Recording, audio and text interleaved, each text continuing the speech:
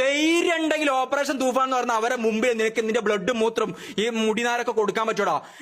എല്ലാത്തിനെയും പിടിക്കണം. MRG gang എന്ന് പറഞ്ഞാൽ എന്നെ അടക്കം ചെക്ക് ചെയ്യണം, ചോദ്യം ചെയ്യണം. ഇവന്മാരെ എല്ലാത്തിനെയും പിടിച്ചിട്ട് ഓരോ റൂമിലിട്ട് ചോദ്യം ചെയ്താൽ പുറത്തു വരും സാധനങ്ങൾ. ഓക്കെ, എല്ലാവരും ടെസ്റ്റ് ചെയ്യണം. അസ്സലാമു അലൈക്കും, welcome back to Visal media. ഞാൻ ഫക്രുദ്ദീൻ പന്താവൂർ. രക്ഷിതാക്കൾ ഈ വീഡിയോ സ്കിപ്പ് ചെയ്യാതെ മുഴുവനായിട്ടൊന്ന് കാണണേ.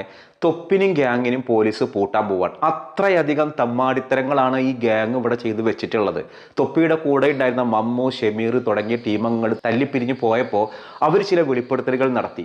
അതായത് തൊപ്പി ചെയ്തിരുന്ന തമ്മാടിത്തരങ്ങൾ, പോക്സോ കേസുകൾ, ഡ്രഗ്സ് ഉപയോഗിച്ചത്, ഇങ്ങനെ ഒരുപാട് കാര്യങ്ങൾ നമുക്ക് ഈ വീഡിയോയിൽ പറയാൻ കൊള്ളാത്ത അത്ര തെറികളും തമ്മാടിത്തരങ്ങളാണ് തൊപ്പി ചെയ്തു വെച്ചെന്നുള്ളതാണ്. തൊപ്പിയുടെ കൂടെ ഉണ്ടായിരുന്ന മമ്മു, ഷമീർ തുടങ്ങിയ 3ഓളം ആളുകളുണ്ട്. ഇവരുടെ വെളിപ്പെടുത്തലുകൾ വന്നതോട് കൂടിയിട്ട് തൊപ്പി അങ്ങോട്ടും കുറേ കാര്യങ്ങൾ പറഞ്ഞു.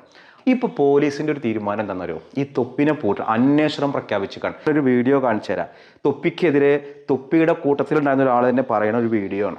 ധൈര്യം ഉണ്ടെങ്കിൽ ഓപ്പറേഷൻ തൂഫാൻ എന്ന് പറഞ്ഞാൽ അവരെ മുമ്പേ നിനക്ക് നിന്റെ ബ്ലഡ് മൂത്രം ഈ മുടിനാരൊക്കെ കൊടുക്കാൻ പറ്റൂടാ. രമേശ് ചെന്നിത്തല സാറെ ഞാൻ പറയുന്നു, ബാംഗ്ലൂരിൽ ടാറ്റൂവിന്റെ പ്രൊമോഷന് പോയ സമയത്ത് ഈ ഡാഷ് അവിടുന്ന് ഒരു സാധനം, അതായത് ഒരു കൊമള, ഒരു എന്താ എനിക്ക് അതിന്റെ പേര് ലാബിലൊക്കെ ഉണ്ടാവില്ല, നമ്മൾ ടെസ്റ്റ് ചെയ്യുന്ന ഒരു സാധനം, ഒരു കൊമള, അതിൽ ആസിഡ് ഒഴിച്ചിരുന്ന സാധനം, ആ കൊമള വെച്ചിട്ട് അടിയിൽ ലാമ്പ് കത്തിച്ച് ഇങ്ങനെ ആക്കിയിട്ട് ആ കൊമളയെ കൂടി ഇങ്ങനെ വലിക്കുന്നത് ഞാൻ കണ്ടതാ. അന്നേറ്റം ഒരു വീഡിയോ എടുത്തിട്ടുണ്ടെങ്കിൽ നീയൊക്കെ മെഴുകുന്നുണ്ടാവും. അതായത് തൊപ്പി രാസലഹരി കടിമയാണെന്ന് പറയുന്നത് തൊപ്പിയുടെ കൂടെ 24 മണിക്കൂറും ഉണ്ടായിരുന്ന തൊപ്പി ഗ്യാങ്ങിൽ ഉണ്ടായിരുന്ന ഈ ആളാണ്. തൊപ്പിയുടെ കൂട്ടത്തിലുള്ള മറ്റൊരുത്തന്റെ ആരോപണങ്ങളൊന്ന് കേട്ടോക്ക്. തൊപ്പി എത്രത്തോളം തമ്മാടിത്തരങ്ങളാണ് ചെയ്തതെന്ന് അറിയണം എന്നുണ്ടെങ്കിൽ. കുവൈത്ത് നിന്ന് വന്ന സമയത്ത് ഇപ്പം നമുക്കറിയാം, ഞാൻ കുവൈത്ത് നിന്ന് വന്ന സമയത്ത് ഈ പറഞ്ഞ പോലെ ഇവൻ മുടി വെട്ടി നിൽക്കുക. ആ സമയത്താണ് കഴിഞ്ഞിട്ട് 1 മാസം 2 മാസം കഴിഞ്ഞാൽ ഗ്യാങ് കൊടുക്കുന്നത്. മനസ്സിലാ? ആ സമയത്ത് ഇവൻ നല്ല ഇതടിയാ, മെത്തടിയാ. അപ്പോൾ ആ ടൈമിൽ ഈ പറഞ്ഞ പോലെ ഇവൻ തന്നിട്ടുണ്ട്, മമ്മൂനും കൊടുത്തിട്ടുണ്ട്. മമ്മൂൻ വന്നിട്ട് പറയും, മമ്മൂന് കൊടുത്തിട്ടുണ്ട്, ഇവൻ എനിക്ക് വന്നിട്ടുണ്ട്, എല്ലാവരും യൂസ് ചെയ്തിട്ടുണ്ട്. റാംബോ യൂസ് ചെയ്തിട്ടില്ല കേട്ടോ, റാംബോ തൊട്ടില്ല. ഉള്ള കാര്യമുള്ളവർ തന്നെ പറയാം, റാംബോ യൂസ് ചെയ്തില്ല, റാംബോ അത് തൊട്ടിട്ടില്ല. നമ്മൾ യൂസ് ചെയ്യുമ്പോൾ പോലും റാംബോ യൂസ് ചെയ്തില്ല. ഈ പറഞ്ഞ പോലെ ഇവൻ ഈ സാധനം ഒസാക്കി എന്ന് പറഞ്ഞൊരാളുണ്ട്. നിങ്ങൾക്ക് അറിയുണ്ടാവും. ഈ പറഞ്ഞ പോലെ MDMA കേസിൽ ന്യൂസിലെല്ലാം വന്നൊരു സംഭവമാണ്, News 24 ഏതിലെല്ലാം വന്നൊരു സംഭവമുണ്ട്. ഈ അങ്ങനെയാണ് അവൻ്റെ ബ്ലാക്ക് ഫോർച്യൂണർ പിടിക്കുന്നത്. അങ്ങനെയാണ്, മനസ്സിലായി? അതുകൊണ്ടാണ് ആ വണ്ടി ഇല്ലാത്തത്. ഇപ്പോൾ മറ്റേ സ്റ്റേഷനിലുണ്ട്, നേവി ഗാർഡ് സ്റ്റേഷനിലുണ്ട്, കളമശ്ശേരിയോ ഏതൊരു സ്റ്റേഷനുണ്ട്. അത് അന്വേഷിച്ച് കഴിഞ്ഞാൽ നിങ്ങൾക്ക് അതിൻ്റെ പ്രൂഫ് കിട്ടും. അപ്പോൾ ഈ പറഞ്ഞ പോലെ ആ വണ്ടി പിടിക്കുന്ന അങ്ങനെ. അപ്പോൾ ഞാൻ ഗൾഫിൽ നിന്ന് വന്ന സമയത്ത് ഈ പറഞ്ഞ പോലെ ഇവൻ്റെ പരിപാടി എന്ന് പറഞ്ഞാൽ പെണ്ണുപിടി ഇതടി, ഇതാണ് ഇവൻ്റെ മെയിൻ പരിപാടി. അപ്പോൾ ഇപ്പോൾ ഇവൻ തന്നെ പറഞ്ഞല്ലോ, റാംബോ പറഞ്ഞല്ലോ, ഫെയിം ആ ടൈം അത്രയും ഫെയിമാണ്. കാരണം ഈ മുടി വെട്ടി നിൽക്കുന്നതുകൊണ്ട് ഭയങ്കര ഫെയിമാണ്. അപ്പോൾ ഈ മുടി വെട്ടി നിൽക്കുന്ന സമയത്ത് ഈ ഫെയിമുള്ളോട്ട് ഇങ്ങനെ എവിടെ പോയാലും ആൾക്കാർ ഫോട്ടോ എടുക്കാൻ വരും. അപ്പോൾ അങ്ങനെ നമ്മൾ മറ്റേ ക്യൂൻസ് എന്ന് പറഞ്ഞ സ്ഥലമുണ്ട്, ഇവൻ്റെ ബ്ലാക്ക് ഫോർച്യൂണറിൽ ഞാൻ, നിയാദ്, റാംബോ, പിന്നെ ഫാസിൽ പാച്ചോ ആണോ ഒസാക്കിയാണെന്ന് അറിയില്ല, വേറെ ഒരാളും കൂടി ഉണ്ട്. നമ്മളെല്ലാവരും കൂടി പ്രൂഫ് ഇല്ല, അപ്പുറത്തോട്ടുള്ള പ്രൂഫെല്ലാം ഉണ്ടാ, വെയിറ്റ് അതിൽ കാണിച്ചിട്ട് ഇതെല്ലാം വിശ്വസിച്ചാൽ മതി. എന്നിട്ട് ഇതെല്ലാം മോനോടി എടുത്ത് കാണും, അപ്പോൾ മോനെ വിശ്വാസം വരും. അങ്ങനെ നമ്മൾ ക്യൂൻസ് വരെ പോയി. ഈ പറഞ്ഞ പോലെ ഇങ്ങനെ നമ്മൾ വണ്ടി കാണുമ്പോൾ ഇത് കാണുമ്പോൾ ആൾക്കാർ ഫോട്ടോ എടുക്കാൻ വരും. അങ്ങനെ 2 പെമ്പിള്ളേർ വന്നു, ലക്ഷദ്വീപിലുള്ള പെണ്ണ്. ഒന്നിന് 18 ആയില്ല, ഒന്നിന് 19 വയസ്സാണ്. ഒന്ന് കാണാൻ കുറച്ച് എന്താ പറയുക, ചെറുതാ. ഈ പറഞ്ഞ പോലെ 18 ആകത്തോട്ടുള്ള അതിൻ്റെ ഇതും വെളുത്ത് അങ്ങനെയാണ്. അപ്പോൾ 2 ഗേൾസ് ഉണ്ട്. ഈ പറഞ്ഞ പോലെ ഫോട്ടോ എടുക്കാൻ വന്നു. അപ്പോൾ ഇവൻ പറഞ്ഞു പ്രൂഫ്, ഇതെല്ലാം ഞാൻ അങ്ങനെ പ്രൂഫ് എടുക്കാം. ഈ പറഞ്ഞ ഇതിപ്പോൾ പറഞ്ഞ കഥ നിങ്ങൾക്ക് കേൾക്കാമല്ലോ. ഈ പറഞ്ഞ പോലെ അങ്ങനെ ആ പെമ്പിള്ളേരെയും കൂട്ടി നമ്മൾ എന്ത് ചെയ്തു, അവിടെ നമ്മൾ പെട്രോൾ പമ്പിൻ്റെ അടുത്തേക്ക് പോയി. പെട്രോൾ പമ്പിൻ്റെ അടുത്ത് നിന്ന് ഇവൻ പറഞ്ഞു അങ്ങോട്ടേക്ക് ആടുന്ന് ഫോട്ടോ എടുക്കാൻ പറഞ്ഞു. പമ്പിൻ്റെ അടുത്ത് പോയി. പമ്പിൻ്റെ അടുത്ത് നിന്ന് നമ്മൾ എന്ത് ചെയ്തു, ഇവൻ ഇൻസ്റ്റ ഐ ഡി വാങ്ങിയിട്ട് ഈ പറഞ്ഞ പോലെ 2 ദിവസം കൊണ്ട് മെസ്സേജ് അയച്ചു, ഇതാക്കി. ഒരു പെണ്ണിനെ ഞാനും എടുക്കാം, ഒരു പെണ്ണിനെ ഓനും എടുക്കാം. ഞാൻ പുണ്യാണെന്നല്ല ഉള്ള കാര്യം പറയാം. ഒരു പെണ്ണിനെ ഞാൻ എടുക്കാം, ഒരു പെണ്ണിനെ എടുക്കാന്ന് വെച്ചാൽ സെറ്റാക്കാന്നുള്ള, പ്രണയിക്കാന്നുള്ള രീതിയിൽ. പക്ഷേ ഇവൻ പ്രണയം നടിച്ചിട്ട് ഈ പറഞ്ഞ പോലെ ഇവൻ്റെ പരിപാടി ചെയ്യുമ്പോൾ പോകുന്ന ആളാണ്. അപ്പോൾ ഈ പറഞ്ഞ പോലെ അങ്ങനെ ആക്കി. ആ ടൈം നമുക്ക് റിലേഷൻ ഉണ്ട് കേട്ടോ, ഞാൻ ഇതാക്കുന്നല്ല, ഞാൻ ന്യായീകരിച്ച് വലിയ ഇതാക്കുന്നല്ല. അങ്ങനെ ഒരു തെറ്റെൻ്റെ ഭാഗത്തും പറ്റിയിട്ടുണ്ട്. പക്ഷേ ഞാൻ സെക്ച്വലി ഞാൻ ഒന്നും ചെയ്തില്ല. അത് ഞാൻ ഓർപ്പോരാ. അങ്ങനെ ഈ പറഞ്ഞ പോലെ 2 ദിവസം കൊണ്ട് വളച്ചു. അവർ വീട്ടിലേക്ക് വന്നു. വീട്ടിൽ വന്ന് ഈ പറഞ്ഞ പോലെ അവർ ഇതൊന്നും യൂസ് ചെയ്യാറില്ല കേട്ടോ. ഇവൻ ഈ പറഞ്ഞ പോലെ അന്ന് രാത്രി നമ്മളിത് യൂസ് ചെയ്തു. ഞാൻ ഗൾഫിൽ നിന്ന് വന്ന സമയം. അപ്പോൾ എൻ്റെ പെട്ടിയൊക്കെ റൂമിലുണ്ട്. അപ്പോൾ ഈ പറഞ്ഞ പോലെ എന്തോ ഫേസ് ക്രീമോ എന്തോ സംഭവം കാണിക്കാൻ വേണ്ടി നമ്മൾ സംസാരിച്ചു കൊടുക്കുമ്പോൾ ഈ പറഞ്ഞ ചെറിയ പെണ്ണുണ്ടല്ലോ, ഇവൻ ഇഷ്ടമായ ചെറിയ പെണ്ണ്, 18 പെണ്ണ്. ആ 18 പെണ്ണിനാ ഈ പറഞ്ഞ പോലെ ഈ 18 പെണ്ണ് എൻ്റെ കൂടെ റൂമിൽ ഒന്ന് ഞാൻ കാണിച്ചു കൊടുത്ത് നമ്മളെന്തോ സംസാരിച്ചു. അത് ഇവന് കൊണ്ടു. ഇവൻ്റെ ഈഗോ തട്ടി അത് ഇവന് കൊണ്ടു. ആ കൊണ്ടതിൻ്റെ പേരിൽ കൊണ്ടു. ആ പെണ്ണിനെ കുറച്ച് ഇഷ്ടപ്പെടുകയും ചെയ്ത് ഞാൻ ഇവനോട് പറഞ്ഞു അത് ഇതാണ്. പക്ഷേ ഇവന് ആ പെണ്ണിനെ മോളിലുണ്ട് ഇവൻ ചെയ്ത കാര്യമാണ് ഈ പറഞ്ഞ കാര്യം. ആ പറഞ്ഞ കാര്യം ഞാൻ കട്ട് ചെയ്യാണ്, കാരണം ഇതിൽ കാണിക്കാൻ കൊള്ളൂല. ഇതൊന്നുമല്ല, ഇതിൻ്റെ അപ്പുറം ഞാനിവിടെ ഇതൊരു ഫാമിലിക്ക് കാണാൻ പറ്റുന്ന രീതിയിലുള്ള ആരോപണങ്ങളെ ഞാൻ ഇതിൽ കൊടുക്കണുള്ളൂ കേട്ടോ. നമ്മുടെ ഇപ്പോഴത്തെ തലമുറയിലെ ആൺകുട്ടിയാവട്ടെ പെൺകുട്ടിയാവട്ടെ, തൊപ്പി, ഞങ്ങൾ തൊപ്പിയുടെ ആളാണ്. എന്താണ് ഇവരാരാണെന്ന് നിങ്ങൾ മനസ്സിലാക്കിയിട്ടുണ്ടോ? ഇവരെ ശരിക്കും പൂട്ടണം. എന്തായാലും ശ്രീജിത്ത് പെരുമുന എന്ന് പറയുന്ന ഒരു അഭിഭാഷകൻ കൊടുത്തൊരു പരാതിയുടെ അടിസ്ഥാനത്തിൽ പോലീസ് നടപടി തുടങ്ങിയിട്ടുണ്ട്. ഈ ഒരു വിഷയത്തിൽ തൊപ്പിയുടെ പ്രതികരണമാണ് ഇതിൽ ഏറ്റവും കൗതുകരം. തൊപ്പി പറഞ്ഞതൊക്കെ ഒരു AI ആണ്, ഇതൊന്നും എനിക്കറിയില്ല എന്ന രീതിയിലാണ് തൊപ്പിയുടെ പ്രതികരണം. എക്സ്പോസിംഗ് ഒന്ന് ഇവർക്ക് ഇതൊക്കെ റീച്ചാണ്, ഇതെല്ലാം നെഗറ്റീവ് റീച്ച് മുന്നോട്ട് പോവാ, ഇതാണ് ഇവരുടെ മൈൻഡ്. ഓക്കെ, അപ്പൊ ഞാൻ പറഞ്ഞിരുന്ന വെച്ചാൽ പോക്സോ കേസ്, അബോർഷൻ കേസാണെന്ന് എനിക്കറിയില്ല. പക്ഷെ സ്റ്റിൽ സമൂഹത്തിൽ ഒരാളെ നാറ്റിക്കണമെങ്കിൽ ഫസ്റ്റ് മൈൻഡിൽ വരുന്ന എന്തൊക്കെ കാര്യങ്ങളുണ്ടോ അതൊക്കെ ഇവരെനിക്കെതിരെ പറഞ്ഞിട്ടുണ്ട്. അലിഗേഷൻ എന്ന് പറഞ്ഞാൽ തെളിവില്ലാണ്ട് ഒരു അലിഗേഷൻ ഇതാക്കുമ്പോൾ ഞാൻ പോക്സോ കേസ് പ്രതിയാന്ന് പറയുമ്പോൾ പോക്സോ കേസ് ചെയ്തിട്ടുണ്ടെന്ന് പറയുമ്പോൾ അതിന്റെ എന്തെങ്കിലും കേരളത്തിലെ ലോകത്തെ ഏതെങ്കിലും ഒരു പെണ്ണ് എനിക്കെതിരെ പറയണം. ഓക്കെ, ഒരാളെങ്കിലും എനിക്കെതിരെ പറഞ്ഞെങ്കിൽ ഓക്കെ, ഒരു ഇതുമില്ലാണ്ട് വന്ന് വെറുതെ പച്ചക്ക് വിളിച്ചു പറയാം അബോർഷൻ ചെയ്യുന്ന ഒരാളെങ്കിലും അത് പറഞ്ഞു കഴിഞ്ഞാൽ ഞാൻ പ്രണയിച്ച്, അതായത് റിലേഷൻഷിപ്പിൽ ഇതാക്കി പ്രണയം നടിച്ച് പീഡിപ്പിച്ചിട്ട് അബോർഷൻ ചെയ്ത് പൈസ കൊടുത്ത് ഒഴിവാക്കി ഒരാളെങ്കിലും ഇത് വന്നിട്ട് പറഞ്ഞു കഴിഞ്ഞാൽ ഓക്കെ. പിന്നെ ഡ്രഗ്സിന്റെ കാര്യം, എന്റെ വീട്ടില് ഞാനില്ലാത്തപ്പം ഡ്രഗ്സ് കയറ്റിയിട്ട് എന്റെ അലമാരയിൽ ഡ്രഗ്സ് എടുക്കുന്നതായിട്ട് വീഡിയോ എടുത്തു വെച്ചേക്ക്. ഇത് എത്ര മാസം മുമ്പ് എടുത്തു വെച്ച വീഡിയോ?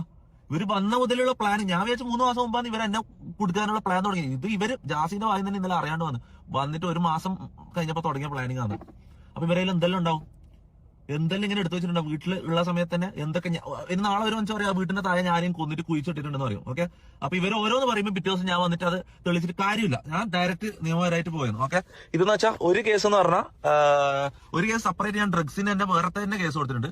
മറ്റേന്ന് പറഞ്ഞാൽ എന്നെ പോക്സോ ആളെന്ന് പറഞ്ഞതിന്റെ തെളിവില്ലാണ്ട് പറഞ്ഞതിന്റെ ഇത് കേസ്. ഓക്കെ, എന്തെങ്കിലും രീതിയിൽ ഞാൻ ഒരു കാര്യം പറയില്ല, ഞാൻ ഇത്രയും കോൺഫിഡൻസ് ഇല്ലാണ്ട് ആദ്യമായിട്ടാണ് വീഡിയോ എടുക്കുന്നത്. കാരണം എന്ന് വെച്ചാൽ ആൾക്കാരെ മൊത്തമൊക്കെ എനിക്ക് മടിയാന്ന്, ചെറിയൊരു വിഭാഗം ആൾക്കാരെങ്കിലും ഞാൻ അതാണോ എന്ന് വിശ്വസിക്കുന്നുണ്ടാവും. ഓക്കെ, ഞാൻ കേരളത്തിലെ ഗവൺമെന്റിനോടും പോലീസിനോടാണ് ഞാൻ പറയുന്നത്, എല്ലാത്തിനെയും പിടിക്കണം. MRG ഗ്യാങ് എന്ന് പറഞ്ഞാൽ എന്നെ അടക്കം ചെക്ക് ചെയ്യണം, ചോദ്യം ചെയ്യണം. ഇവന്മാരെ എല്ലാത്തിനെയും പിടിച്ചിട്ട് ഓരോ റൂമിലിട്ട് ചോദ്യം ചെയ്താൽ പുറത്ത് വരും സാധനങ്ങൾ. ഓക്കെ, എല്ലാവരും ടെസ്റ്റ് ചെയ്യണം. ഇതിന്റെ അന്വേഷണത്തിന്റെ എല്ലാ രീതിയിലും കോപ്പറേറ്റ് സഹകരിക്കാൻ ഞാൻ റെഡിയാണ്. ഓക്കെ, എന്നെയും ടെസ്റ്റ് ചെയ്യണം, അവന്മാരെയും ടെസ്റ്റ് ചെയ്യണം. ഓക്കെ, മൊത്തം തെളിയണം, പുറത്ത് വരണം. ഓക്കെ, ഇവന്മാര് ജയിലിൽ കയറണം. ഈ ഒരു തെളിവില്ലാണ്ട് ഡിഫമേഷൻ മാത്രമല്ല, ക്രിമിനൽ കേസുകൾ ആ അലമാരയിൽ നിന്ന് ഡ്രഗ് എടുക്കുന്ന വീഡിയോ എടുത്ത് ഇത് തൊപ്പി വെച്ചാന്ന് പറഞ്ഞാൽ എങ്ങനെ അത് എന്റേതാവും? ഇങ്ങനെയാണ് ഒരു ഡ്രഗ് എവിഡൻസ് ഉണ്ടാക്കല്?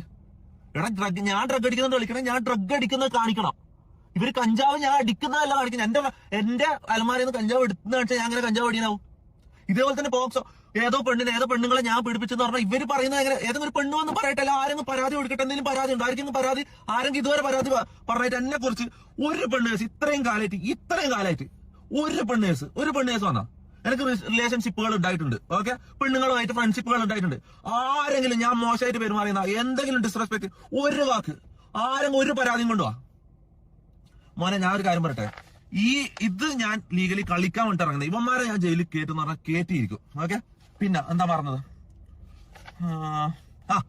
ഓഡിയോ ക്ലിപ്സ് എനിക്കെതിരെ. എടാ, ഈ ലോകത്ത് ഇപ്പൊ ഇന്നത്തെ കാലത്ത് ഒരാളെ നാറ്റിക്കാൻ വേണ്ടി ഇപ്പൊ മമ്മൂട്ടിന്റെ മോഹൻലാലിന്റെ വോയിസ് വെച്ചിട്ട് ഞാൻ ഉണ്ടാക്കി തരട്ടെ അങ്ങനത്തെ ഒരു സാധനം എന്തെല്ലാം പറഞ്ഞ് നമ്മൾ ടൈപ്പ് ചെയ്ത് കൊടുത്തു കഴിഞ്ഞാൽ ഉണ്ടാക്കി തരോടെ വെച്ച് ആ വോയിസും കൊടുത്തു കഴിഞ്ഞാൽ ആരെ വെച്ചാണെങ്കിൽ വോയിസുകൾ ഉണ്ടാക്കാം. മനസ്സിലാ? ഇത് വീഡിയോയിലാണെങ്കിൽ ഓക്കെ, വിശ്വസിച്ചോ. ഈ ഓഡിയോ ക്ലിപ്സ് ഇതെങ്ങനെ വിശ്വസിക്കും? ഇതെങ്ങനെ നിങ്ങൾ വിശ്വസിക്കുന്നത്? ഇത് കുറെ ആൾക്കാർ വിശ്വസിച്ചിട്ട് ഞാൻ ചെയ്തെന്ന് പറഞ്ഞ് നിൽക്കാം, ഞാൻ പറഞ്ഞെന്ന് പറഞ്ഞ് നിൽക്കാം. ഞാൻ പറയാ എല്ലാം ഞാൻ തെളിയിക്കും, എല്ലാ എവിഡൻസും ഞാൻ പോലീസിന് കൈമാറും. ആമാരെ കയ്യിലുള്ള പോലീസിന് കൈമാറണം. ഫോറൻസിക്കിൽ ഇട്ട് ടെക്നിക്കലായിട്ടും എല്ലാണ്ടും മൊത്തത്തിൽ ഇതിന്റെ അന്വേഷണം നടത്തണം, പിടിക്കണം. ഓക്കെ, ഇതിന്റെ സത്യം പുറത്തു തരണം. ഓക്കെ, അപ്പോൾ തൊപ്പിക്കെതിരെ ഗുരുതരമായ ആരോപണം ഉന്നയിച്ച തൊപ്പിയുടെ ഗ്യാങ്ങിലുള്ള മമ്മു ടീമിനെതിരെ തൊപ്പി നിയമപരമായിട്ട് പരാതി കൊടുത്തുകാണ്. തൊപ്പി നിരപരാധിയാണെങ്കിൽ അതിനനുസരിച്ച് പോകട്ടെ. ഏതായാലും ഈ ടീമിനെതിരെ പോലീസ് അന്വേഷണം ആരംഭിച്ചിട്ടുണ്ട്. തൊപ്പിയുടെ ഈ ആത്മവിശ്വാസം കണ്ടില്ല, താൻ അങ്ങനെ ചെയ്തിട്ടില്ല, അതൊക്കെ AI ആണ്, എൻ്റെ എതിർപക്ഷത്തുള്ള കൂടെ ഉണ്ടായിരുന്ന ആളുകൾ ഫേക്ക് ഉണ്ടാക്കിയെന്നാണ് തൊപ്പി പറയുന്നത്. എന്താ ഞാനെന്ന് ചോദിക്കുന്ന ഒരു ചോദ്യം, നമ്മുടെ നാട്ടിൽ ലോകകപ്പിൻ്റെ ഒരുപാട് ആരവങ്ങളുണ്ട്. ലോകകപ്പായിട്ട് നമ്മുടെ രാജ്യം മത്സരിക്കുന്നില്ലെങ്കിൽ ഒരു മലയാളി മത്സരിക്കുന്നുണ്ട് ഖത്തർ ടീമിൽ. ഒരുപാട് ഫ്ലെക്സുകളാണ്. ഫ്ലെക്സുകൾ എന്ന് പറഞ്ഞാൽ കോടിക്കണക്കിന് രൂപയുടെ ഫ്ലെക്സുകളാണ് നമ്മുടെ നാട്ടിൻ പുറത്തുള്ളത്. ഇതൊരു മത്സരമായിട്ട് മാറിയിട്ട് ഇങ്ങനെ പണം ദൂർത്തടിക്കുന്നത് ശരിയാണോ? ഒന്ന് ചിന്തിച്ച് നോക്ക്. ഇതേറെ ഉള്ളത് ഈ മലബാറിൽ മാത്രമല്ലേ? ലോകത്ത് ഫുട്ബോൾ കളിക്കുന്ന അതാത് രാജ്യങ്ങളിൽ പോലും ഇത്രയും ലക്ഷങ്ങൾ ചെലവഴിച്ചിട്ടുള്ള ഇതില്ല. അതായത് ഞങ്ങളാണ് ഏറ്റവും വലിയ ഫ്ലെക്സ്, ഏറ്റവും വലിയ അടിയിലുള്ള ഫ്ലെക്സ് അടിച്ചത് ഞങ്ങളാണെന്ന് മത്സരിച്ചിട്ട് ലക്ഷങ്ങൾ ചെലവഴിച്ചിട്ട് വീട്ടിൽ പട്ടിണി പോലും കിടക്കുന്ന ആളുകളാണ് പണം കണ്ടെത്തിയിട്ട് ഇതിനു വേണ്ടി ചെലവഴിക്കണം. അതിനെ പ്രൊമോട്ട് ചെയ്യുന്ന ആളുകൾ. ഇത് ശരിക്ക് നമ്മുടെ നാട്ടിൽ ഫ്ലെക്സ് വെക്കാൻ പാടില്ല.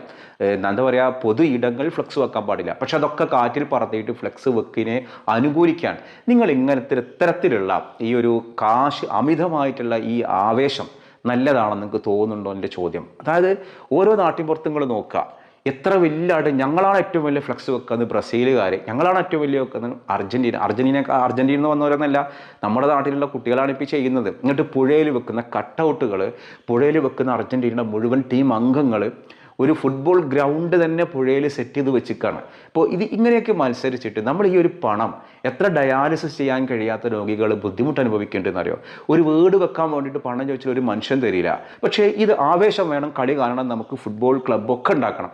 ഇതുകൊണ്ട് എന്ത് ഗുണമുള്ളത്? നിങ്ങൾക്ക് പറ്റുന്നുണ്ടെങ്കിൽ ഒരു ഫുട്ബോൾ അക്കാദമി നിർമ്മിച്ച് കുട്ടികളെ ഫുട്ബോൾ പരിശീലിപ്പിക്കുക. നല്ല താരങ്ങൾ നമ്മുടെ നാട്ടിൽ ഉണ്ടാവട്ടെ, നല്ല ഫുട്ബോൾ പ്ലെയേഴ്സ് ഉണ്ടാവട്ടെ. ഇപ്പോൾ ഖത്തറിന് വേണ്ടി കളിക്കുന്ന മലയാളി എവിടെയുള്ളത്? അവൻ ഖത്തറിൽ പോയിട്ട് ഫുട്ബോൾ പരിശീലനം നേടിയത് കൊണ്ടോ നല്ല കളിക്കാരനായിട്ട് മാറി. അങ്ങനെ ഇവിടെ അതുണ്ടാക്കാൻ വേണ്ടി കാശ് ചെലവഴിച്ചൂടെ? ഇത് ഞങ്ങൾ വലിയ ഫ്ലെക്സുകാരാണെന്ന് പറഞ്ഞിട്ട് കുറേ ഫ്ലെക്സ് വെക്കുന്ന ഒരു സിസ്റ്റം മതപണ്ഡിതന്മാർ പലരും ഇത് ഉണർത്താറുണ്ട്. ഇത് ശരിയല്ല എന്നുള്ളത്. ഇത് ശരിക്കും പഞ്ചായത്ത് അധികൃതർ ഈ നഗരങ്ങളിലുള്ള റോഡ് സൈഡിലുള്ള ഇത്തരം ഫ്ലെക്സുകൾക്ക് ഒരു നടപടിയെടുക്കുക. ഫ്ലെക്സ് അവർ നീക്കിക്കൊണ്ടുപോവുക. അതിൻ്റെ പണം ഈ ആരാണോ വെച്ചതെങ്കിൽ അവരെ നിന്ന് ഈടാക്കുക. അതാണ് ഇതിന് പരിഹാര മാർഗം. എന്നിട്ട് ഫലം ഇത് ഗുണകരമായിട്ട് യൂസ് ചെയ്യണം. ഇപ്പോൾ ഫുട്ബോളിനോട് ഇഷ്ടമില്ലാത്ത ആരുണ്ടാവുക? ഫുട്ബോൾ നമ്മൾ കാണണം, നമ്മൾ ടി വി ഒക്കെ വെച്ചിട്ട് ക്ലബിലൊക്കെ എല്ലാവരും കണ്ട് ഫുട്ബോളിനോട് ആവേശം ഉണ്ടാക്കണം. പക്ഷേ ഇതൊരു ഓവറാണെന്നുള്ളതാണ് പേഴ്സണൽ എനിക്ക് തോന്നിയിട്ടുള്ളത്. ഓരോ സ്ഥലത്തുള്ള ഞങ്ങൾ ഇത്രയും വലിയ ആളുടെ ആൾക്കാരാണ്. ഇപ്പോൾ ചിലയിടത്ത് ഫുട്ബോളിൻ്റെ ഫ്ലെക്സ് വെക്കുന്നത് എങ്ങനെയാണെന്നറിയോ? ഫുട്ബോൾ ടീമിലെ അംഗങ്ങളല്ല ഉള്ളത്, ആ ഫ്ലെക്സ് വെക്കുന്നവരെ ഫോട്ടോ ഉള്ളത്. നെയ്മറുടെ കൂടെ ഫ്ലെക്സ് വെക്കുന്ന ആൾ, അതുപോലെ റൊണാൾഡോയുടെ കൂടെ, മെസ്സിയുടെ കൂടെ. എന്നിട്ട് അങ്ങനെ ഇത് ആഘോഷിക്കാൻ ഈ ഒരു കൾച്ചർ ഉണ്ടല്ലോ, ഇത് ഒരു ഉപകാരവും ഇല്ലാത്തൊരു സാധനം. അപ്പോൾ ഇത് യാതൊരു വിധത്തിലും പ്രോത്സാഹിപ്പിക്കപ്പെടേണ്ടതല്ല.